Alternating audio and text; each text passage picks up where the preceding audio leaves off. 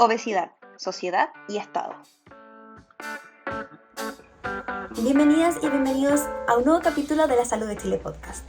Sin duda, la obesidad es un problema de salud pública que ha tenido mayor fuerza cada año y de manera exponencial. Según datos de la OMS, en el mundo existen alrededor de 1,9 billones de adultos con sobrepeso, de los cuales 650 millones tienen obesidad. Hoy, en el Día Mundial de la Lucha contra la Obesidad, 4 de marzo, es que los y las invitamos a discutir y reflexionar en torno a este tema, ya que Chile es el segundo país de la OCDE con mayores niveles de obesidad. Según la encuesta nacional de salud, alrededor del 75% de la población chilena tiene sobrepeso u obesidad. Y si hablamos de la población infantil, las cifras se vuelven cada vez más alarmantes también, ya que a nivel latinoamericano Chile es uno de los países con mayor prevalencia en esta materia. Y en este contexto además surge un concepto que solo resta, y que es la gordofobia. En ese sentido, el rol de los y las profesionales de salud es crucial, ya que existen importantes riesgos asociados a esta práctica discriminativa. Para profundizar en este tema es que nos encontramos con la profesora Lorena Rodríguez Osiak, pediatra y magíster en nutrición, subdirectora de la Escuela de Salud Pública de la Facultad de Medicina de la Universidad de Chile, junto al profesor Daniel Egaña Rojas, antropólogo, doctor en Ciencias Antropológicas, profesor del Departamento de Atención Primaria y Salud Familiar de la Facultad de Medicina de la Universidad de Chile. Ambos son integrantes del Grupo Transdisciplinario para Obesidad de Poblaciones, más conocido como GETOP. Muchas gracias a ambos por estar hoy día con nosotros. Hola, ¿cómo están? Gracias por la invitación. Para comenzar, vamos a ir de lleno a la sección de mitos y verdades. La obesidad no es una enfermedad, sino más bien un factor de riesgo para otras enfermedades. Bueno, súper interesante porque no voy a poder responder si es un mito o no. De hecho, hay harta discusión al respecto. Algunos dicen que es una enfermedad, otros dicen que es una condición y solo un factor de riesgo para otras enfermedades. Sin embargo, quiero dejar encima de la mesa que hay estudios que muestran una asociación directa entre la obesidad y el riesgo de mortalidad o morbilidad precoz, y eso hace que en sí misma la obesidad sea un problema independiente de las consecuencias que ésta tenga. Entonces, por eso que algunos piensan que hay que hablar de la obesidad como una enfermedad y no solamente como una condición, factor de riesgo para otras. Perfecto, muchas gracias. Siguiente oración dice, una persona obesa es obesa porque tiene malos hábitos. Bueno, es difícil, concuerdo con Lorena que es difícil todo ponerlo en términos de mito o verdad, como si fuera una relación dicotómica. Mucho tiempo se ha dicho que la obesidad se vincula a malos hábitos, pero sabemos que esa puede ser una sola de múltiples causas de tener malos hábitos de alimentación. No es un mito en el sentido de que sea mentira, pero desde luego es mentira que esa es la única causa, y en general la obesidad está vinculada a múltiples factores. Pueden haber factores genéticos, biológicos, hay muchísimos factores que son de índole social, factores económicos, factores psicológicos, que están implicados en cómo redunda uno de los componentes principales que están asociados a la obesidad, que tiene que ver con la alimentación. Entonces, todos estos factores económicos, sociales, redundan en la alimentación, por lo tanto, es un mito que sea la única causa, pero desde luego que hay también otras personas que tienen mejores condiciones económicas o social, y también pueden optar por tener hábitos que no sean saludables. Entonces no podría ser la única causa de la obesidad los malos hábitos. Perfecto. Bien, la siguiente, digamos, declaración va para Lorena y dice, los niños o niñas obesos o obesas se estiran o dejan de serlo en la adolescencia.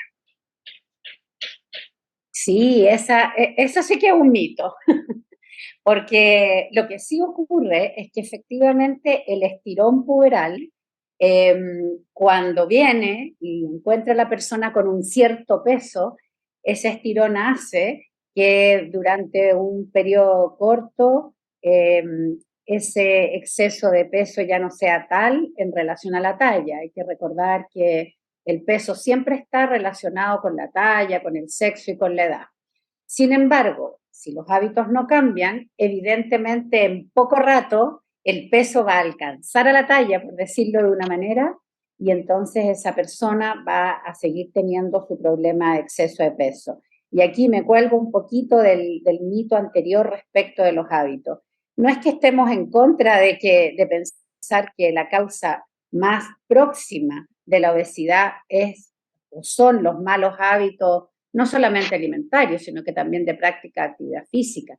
La cuestión es por qué surgen esos malos hábitos. Y allí es donde estamos en desacuerdo con esa terrible frase de toda la culpa la tiene usted porque no sabe o no hace lo que sabe que tiene que hacer. La cuestión es todos aquellos otros factores que inciden en esas decisiones.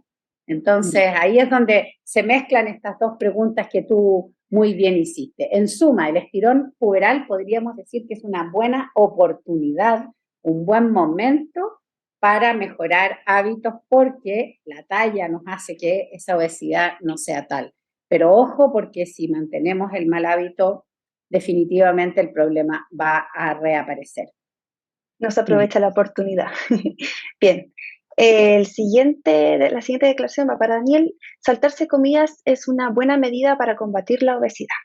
Volviendo a todo lo que hemos dicho hasta el momento, que han sido varias cosas, es difícil que asociemos la obesidad solo con algún tipo de ingesta, digamos, un hito del hábito. Saltarse las comidas es una buena medida para combatir la obesidad. La verdad que a nivel general es una pésima frase, porque las razones que producen la obesidad no están necesariamente en una instancia de ingesta diaria, como puede ser una comida, sino que también tiene que ver con que vivimos en un ambiente, en un entorno, en que nos bombardean de alimentos y que muchas de las ingestas alimentarias no se dan en la instancia comida, ¿no? La mayor ingesta de calorías, de consumo ultraprocesado, se produce cuando uno va en la calle y se come un Super 8 o una barrita de cereal, que son alimentos densamente energéticos y que a la larga producen un exceso de ingesta de calorías. Entonces, claro, saltarse una comida puede ser que la persona deje de comer y deje de ingerir algunas calorías por un lapso de tiempo, pero si las compensa en el resto del día no tienen un sentido. Y por otra parte, en general, las comidas, el almuerzo, la cena, el desayuno,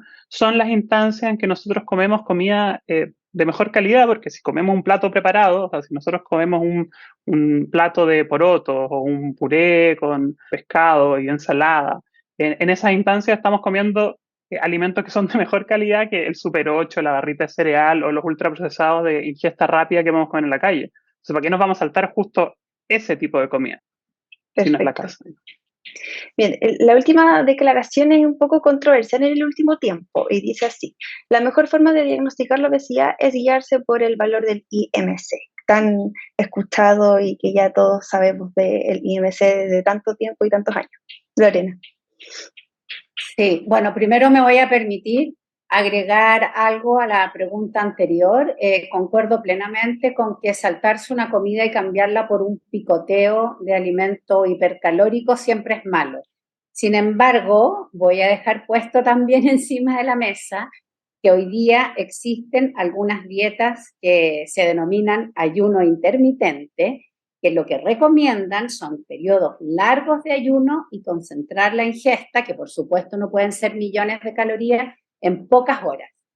Esta no es una medida que uno pueda recomendarle a la población en general, pero hay algunos profesionales expertos en nutrición que en el box de atención con una persona muy especial y bajo supervisión pueden indicar este tipo de dietas. Solo lo quiero decir porque si alguien estuviera bajo ese tratamiento podría decir, oh, lo que están haciendo conmigo es un grave error. Entonces, como medida para toda la población y que todos empecemos a hacer un ayuno desordenado, eso no está correcto. Pero en algunas ocasiones puede ser indicado por un profesional experto en nutrición y bajo mucha supervisión. Respecto a la pregunta del índice de masa corporal, que todo el mundo conoce como IMC, pero quiero decirlo por si acaso, que es una relación entre el peso y la talla, como medida genérica, poblacional, es excelente, excelente. Es una de las mejores medidas que existen. Ahora, en el box de atención, él o la paciente y el equipo de salud, por supuesto que hay muchos otros elementos, como la circunferencia de cintura, como los pliegues cutáneos que miden específicamente grasa, incluso la condición física. A veces una persona no baja de peso, pero mejora su condición física, y eso es un excelente indicador de salud y de que las cosas están funcionando bien. Pero para la población, para entender cómo se está comportando un grupo grande de gente, para el desarrollo de políticas públicas, el índice de masa corporal no ha sido superado por ningún otro valor. Sí, yo quiero complementar algo. El problema que tiene el uso de IMC para diagnosticar la obesidad es que personal de salud a la que un usuario accede y no le interesa iniciar un tratamiento vinculado a la obesidad, se sienten a veces con la libertad de, a partir de ese cálculo, que es muy simple, de situar un diagnóstico en estas personas. Desde luego que, como dice Lorena, a nivel poblacional es un criterio que nos sirve para, por ejemplo, referir a cómo en el mundo ha aumentado la cantidad de población que tiene cuerpos más grandes, ¿no? Pero desde luego que no es un criterio único para diagnosticar si es que cualquier persona se lo atribuye a un tercero, ¿no? Y eso ocurre mucho en los sistemas de salud, que las personas van a consultar por, no sé, un dolor de cabeza, y como el IMC es muy fácil de calcular, ese personal sanitario aprovecha de diagnosticar la obesidad, pero está completamente excedido de sus funciones en ese momento. Por eso es importante fijarnos en todos los parámetros y en la persona con toda su integralidad, digamos. Bien, ya entrando en preguntas más abiertas, para Daniel, ¿cuáles son las causas de la obesidad? Ya lo nombraste un poco antes en la sección anterior, si quisieras complementar con alguna otra idea. Sí, creo que las causas de la obesidad en términos generales, si uno dijera, bueno, en términos muy simples y de lo que se ha dicho antes y que sustenta muchos de estos prejuicios, es que hay una relación muy básica entre la ingesta de alimentos y el gasto energético, ¿no? Y uno podría decir, la causa primaria es que hay una ingesta mayor al gasto energético, por lo tanto hay una acumulación de energía en forma de grasa en el cuerpo de las personas. Pero desde luego que eso es una manera muy simplista de entender el problema, y las causas reales, las causas de las causas, están en una fuerte dimensión vinculada a la determinación social de la salud, que son las causas estructurales que producen que nosotros tengamos acceso a ciertos alimentos, que tengamos acceso a alimentos de mala calidad, que haya disponibilidad de alimentos de buena o mala calidad, que nosotros tengamos las capacidades sociales, colectivas de cocinarlo. No basta con que nosotros en nuestra casa tengamos 1 kilo de papa, 1 kilo de zanahoria y 1 kilo de cebolla, sino que tenemos que poder prepararlos, tenemos que poder tener tiempo para poder prepararlo, necesita haber una organización colectiva que pueda hacerlo. Entonces, finalmente, cuando uno dice que la causa es una ingesta mayor de calorías, por decirlo de una manera muy simplista, en un cuerpo de una persona, esa es una manera muy reduccionista, es como volver al IMC para decir que basta con eso para medir. Detrás de eso puede haber que hay una mayor oferta de alimentos que no requieren preparación, que son más económicos o que no son más económicos, pero que son más fáciles de acceder, y que esos alimentos tienen una mayor densidad energética, como suelen ser los ultraprocesados, o que esa familia o esas personas no tienen los recursos económicos para acceder a alimentos saludables, o no tienen los recursos materiales o sociales para poder procesarlos, ¿no? Para poder cocinarlos en su casa.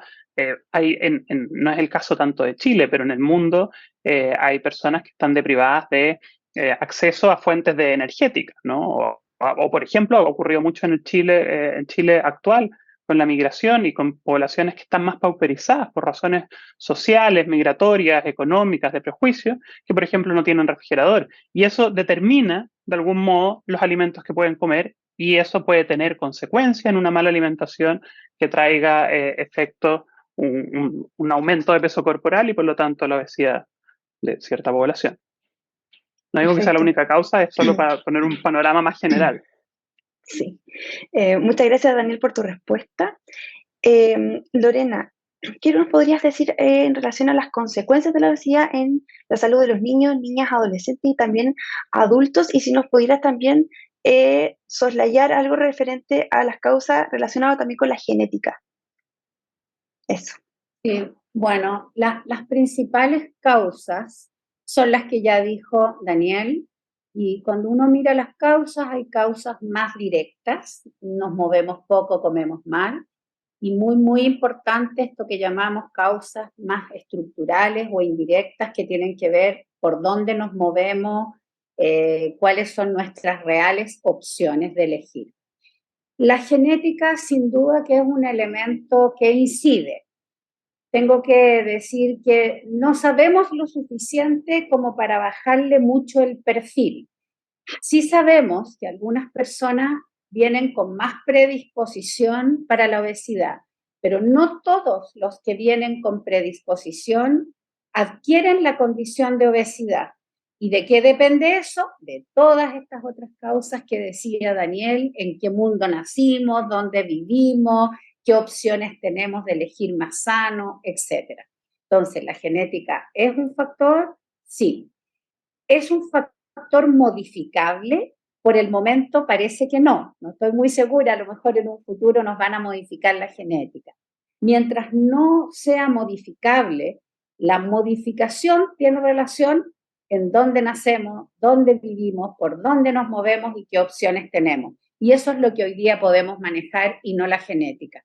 Sin embargo, personas que vienen con la misma genética y que nacen en un entorno más saludable se comportan mejor que aquellas que vienen con la misma genética, y esto se ha visto en gemelos idénticos que se separan de vida por razones, uno vive en un lugar y otro en otro, pues el que vive en un ambiente que llamamos más obesogénico, es decir, que favorece la obesidad, teniendo la misma genética que el otro, es más obeso. Entonces, eso es muy importante tenerlo en cuenta.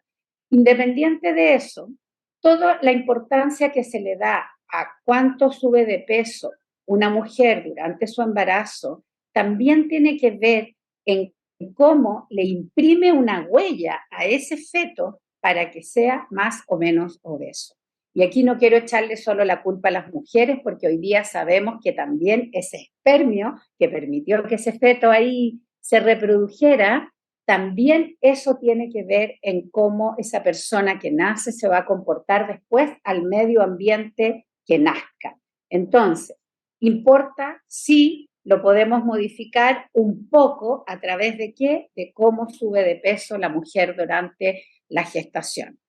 En términos de consecuencias, las consecuencias son en dos ámbitos. Uno, salud, muy importante. Las personas con obesidad tienen más riesgo de tener la presión alta, más riesgo de diabetes, más riesgo de enfermedades al corazón o de estos ataques cerebrovasculares, infartos y ataques cerebrovasculares. Pero también tienen más riesgo de algunos cánceres, y eso es muy importante porque entonces esto que es la causa más frecuente de mortalidad hoy día en Chile, que es el cáncer, es prevenible si conseguimos una dieta más sana y una actividad física mayor para prevenir entonces la obesidad y de esa manera todas estas enfermedades. Pero también hay consecuencias en el ámbito social y en el ámbito económico, que esto también le importa a algunos sectores, ¿cierto? Las personas con más obesidad tienen más ausentismo laboral, tienen más licencias y por lo tanto menor eficiencia. Y también hay un problema en términos de salud mental. Las personas, y especialmente niños, niñas y adolescentes con más obesidad, muchas veces son discriminados, son maltratados, se ha asociado a mayor bullying en la escuela, y también hay algunos estudios que muestran menor rendimiento escolar. Entonces, las consecuencias son en múltiples ámbitos, y esto tiene relación con costos sanitarios, con costos en salud, con costos personales en salud mental, pero también con costos sociales y económicos. Perfecto, muchas gracias.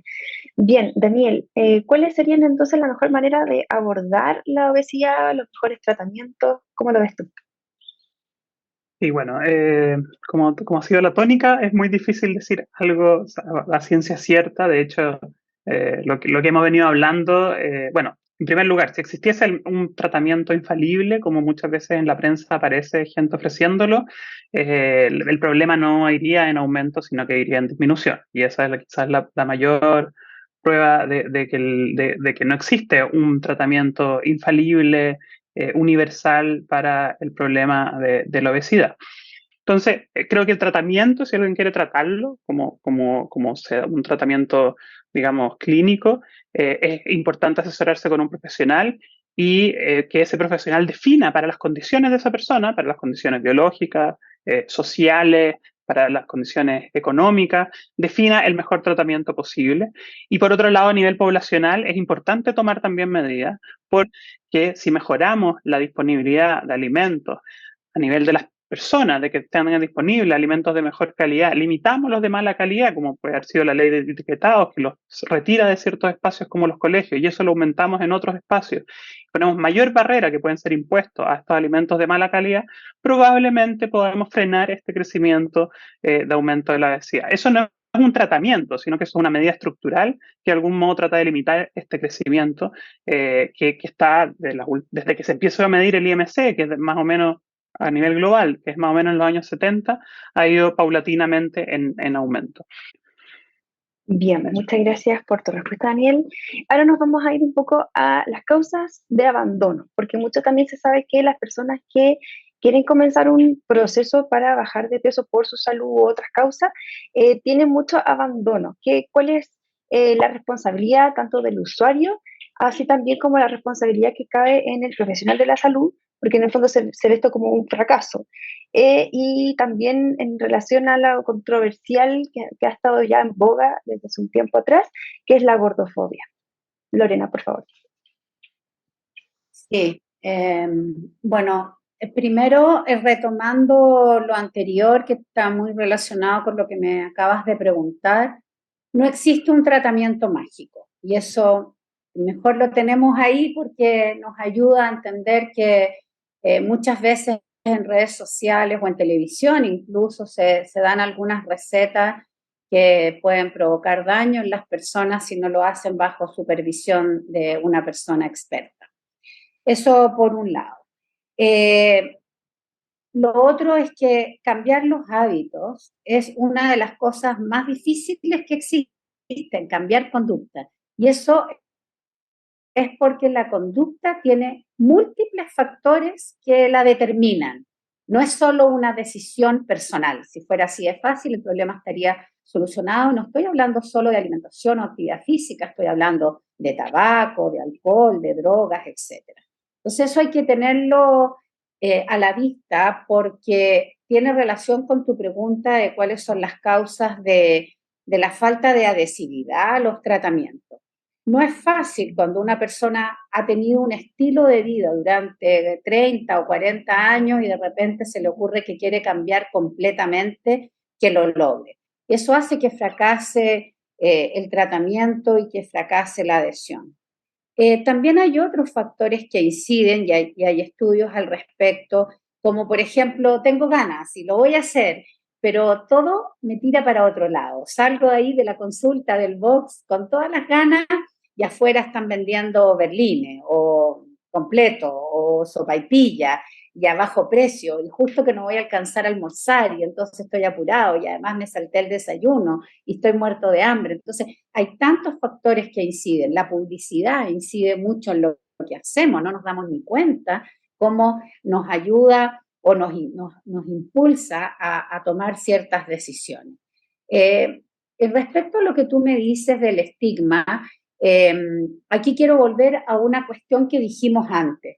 Alguien va a consultar por dolor de cabeza y el equipo de salud te mira, te encuentra que estás con exceso de peso, te pesa, te mide, te pone winchas por aquí y por allá y te dice, mire su dolor de cabeza, sí, pero además usted está obeso y además obesa y usted tiene que hacer todos estos cambios. Y hasta de repente se le olvidó comentarme respecto de mi dolor de cabeza. Entonces salgo de ahí y digo, ¿con qué derecho me habló una hora o menos, porque nadie te atiende una hora, 15 minutos de mi obesidad? Y no, yo no venía por eso, venía a preguntar por otra cosa y muchas personas sienten que las estigmatizaron. Desde que entré, entonces la obesidad tiene la culpa que me dio una conjuntivitis, me duele la cabeza o se me cae el pelo. Entonces, hay que tener cuidado también con ese derecho que se arroga el equipo de salud respecto de menospreciar la causa por la que viene una persona a consultar y darle una charla respecto a cómo tiene que comportarse. Eso no significa que si alguien del equipo de salud detecta que tengo un factor de riesgo, lo aborde también. La forma en que esto se aborda puede hacer que la persona se sienta discriminada, estigmatizada y que el mensaje que se le dio se centró en algo que no venía a consultar. Entonces, creo que ahí hay un tema delicado porque tampoco nos podemos ir al otro lado y es una responsabilidad del equipo de salud que si detecta un problema, también lo ponga, se lo exprese al usuario o usuaria que vino a consultar. Pero no puede eso pasar por encima de la causa de consulta, que es el interés en ese momento de esa persona que está allí. Entonces, creo que el equilibrio no es fácil. Este es uno de los elementos que pueden tener que ver con que odio ir a la nutricionista o al nutricionista porque me va a retar, odio ir al médico porque le vengo a preguntar por un dolor en el pie y me va a retar porque estoy gorda o gordo. Entonces, hay que tener prudencia en esto, criterio en esto, empatía de parte del equipo de salud con las personas y bueno, eso no es muy fácil de transmitir. Bien. ¿Cómo podríamos entonces decir cómo lo prevenimos? ¿Cómo prevenimos este problema? Bueno, yo creo que la prevención, la respuesta es compleja y depende del nivel que lo estemos pensando, si es a nivel individual, familiar o estructural, ¿no? O colectivo, social. Y creo que aquí todos tienen responsabilidades o todos tienen acciones que pueden hacer. Sin embargo, creo que es importante que las condiciones estén, que el Estado y que la institucionalidad pública provea de las mejores condiciones para que las personas tengan las capacidades de poder prevenirlo. ¿Prevenirlo en qué sentido? Yo creo que la prevención en el sentido de mejorar tener mejor acceso a la alimentación, de tener instancia en poder generar ejercicio físico. Las últimas guías alimentarias que acaban de lanzarse hacen un cambio, un poco siguiendo las guías alimentarias brasileñas, hacen un cambio en la lógica y más que en determinar que la gente coma o no coma ciertas cosas, bueno, que no coma ciertas cosas, que no coma los ultraprocesados. Eso es un mensaje muy claro de la guía y que es muy bueno, que ya lo he planteado, pero tiene otros mensajes que son interesantes y que a primera vista podría uno no prestarle tanta atención, pero como empezar a cocinar más, empezar a comer en las casas, ese tipo de mensajes que son difíciles, no todo el mundo puede comer y cocinar en su casa por tiempo, por tiempo principalmente, pero también por condiciones materiales, son una buena manera de prevenir la obesidad. Son una buena manera de prevenir la obesidad, no porque se esté previniendo la obesidad, son una buena manera de prevenir todas estas patologías que están asociadas a la alimentación, ¿no? Dijo Lorena hace un rato el cáncer, pero también todos los problemas cardiovasculares que están asociados a la alimentación, que de algún modo si mejoramos nuestra alimentación cotidiana, vamos a tener menos riesgo de poder adquirir alguna enfermedad o problema de salud que esté vinculado a la alimentación. Y desde luego que no todas las personas van a tener las mismas capacidades para poder hacerlo, pero la mejor manera de prevención es que nosotros de algún modo tratemos en las posibilidades que tengamos, porque las personas son distintas, de poner más esfuerzo en que la alimentación que nosotros tengamos sea de mejor calidad, en la alimentación que hay en nuestros hogares sea de mejor calidad, en la alimentación que nosotros podamos acceder en nuestros lugares de trabajo sea en la mejor calidad.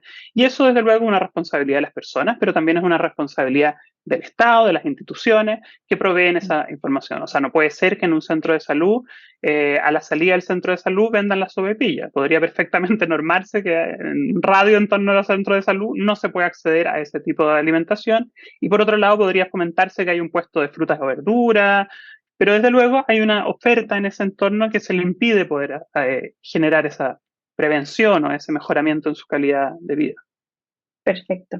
Bien, y ahora ya como mensaje final que ya nos contó un poquito Daniel, ¿cuál sería entonces, Lorena, el rol del Estado en esta temática? ¿Han funcionado estas leyes de la etiqueta nutricional, de la prohibición de venta de comida chatarra en los colegios? Eso. Sí, bueno, esta pregunta nos ayuda a cerrar el tema completo, retomando la idea de que la conducta y las decisiones que toman las personas está muy tensionada por lo que pasa allá afuera, lo que nos rodea. Y ahí el rol del Estado es modificar ese allá afuera. Mientras menos obesogénico sea el entorno, el ambiente que nos rodea, más fácil va a ser tomar esas buenas decisiones que nos están recomendando todo el tiempo. No es que no sepamos qué es mejor, no es que no escuchemos, ni que seamos ultraporfiados o porfiadas, sino que es difícil si no hay un ambiente que favorece esa decisión, esa mejor decisión, esa decisión más saludable. En ese sentido, Chile tiene un conjunto de políticas públicas que obviamente no es que funcionen de un día para el otro. Una de esas es la que tú dices, el etiquetado de los alimentos, esos sellos negros que nos ayudan en la decisión de compra. No es que nunca más vayamos a comprar esos alimentos, pero al menos entendemos qué tipo de alimento estamos comprando y podemos elegir aquellos que tengan menos sellos. Pero además esa misma ley, como decía Daniel, prohibió la venta de estos alimentos no saludables en las escuelas. Al menos eso, durante todas esas horas que están los niños, niñas y adolescentes en la escuela, no tienen acceso a ese tipo de alimentos y eso entonces hace que sea más fácil tomar mejores decisiones o decisiones más saludables. Pero además esa ley prohibió la publicidad de ese tipo de alimentos que son no saludables y eso significa que tenemos menos estímulos. Ojo que el estímulo a través de la publicidad dirigida a personas mayores de 14 años, a jóvenes o adultos, igual incide en nuestras decisiones, pero al menos hay menos carga de publicidad. Por último, el impuesto a las bebidas azucaradas también ha ayudado a que la gente compre alimentos con menos azúcares. En este caso, ojalá agua, que además de ser más barata, no tiene nada de azúcar y no tiene químicos en general, y por lo tanto son alimentos más saludables. Esperamos que pronto venga el impuesto a otros alimentos con sello, de tal forma que esto es un mensaje tanto para la industria que produzca alimentos más saludables, como para las personas que prefieran alimentos más saludables, alimentos sin sellos, alimentos naturales, frescos, de esos que no tienen ningún sello, ¿cierto? Que además si uno lo compra en las ferias son de menor costo.